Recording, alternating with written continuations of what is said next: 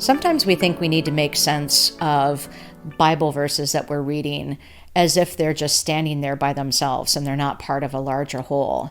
And so I think it's a good thing to remember sometimes that what happens if you put those verses back into their larger context. I mean, we get these stories of Jesus that seem to be just sort of standing on their own, but actually they're part of a larger story about Jesus, like the story according to Luke or the story according to Matthew or Mark or John.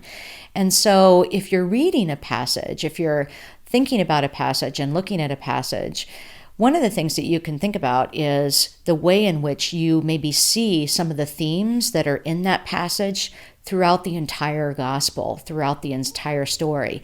And is there another place in the gospel, is there another place in the story that can help you interpret where you are or help you think about or make sense of the passage that you're looking at? So for example, you could take John 10, which is where Jesus describes himself as the Good Shepherd.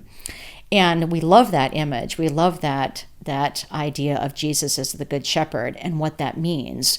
But the tendency or the temptation is to just think about Jesus as shepherd and he takes care of the sheep. Well, what's really interesting is that later on in the Gospel of John in chapter 18, Jesus and his disciples go into the garden. And then Jesus comes out of the garden to face Judas and the soldiers, but he leaves his disciples inside the garden. And John is the only one who uses the word garden. He's the only one who puts Jesus and the disciples in a garden. And so what happens if you put John 18 and John 10 side by side together? Well, here you have a garden which is like a fold. I think of the fold, and Jesus leaves the sheep inside the fold, protected, safe. And what does the Good Shepherd do? He comes out and faces the threat, faces the thief, faces the people who could harm the sheep. And so what happens when you then go back to chapter 10 and think about, what does it mean to call Jesus my Good Shepherd? Well, for one, he protects me. He protects me when there's harm.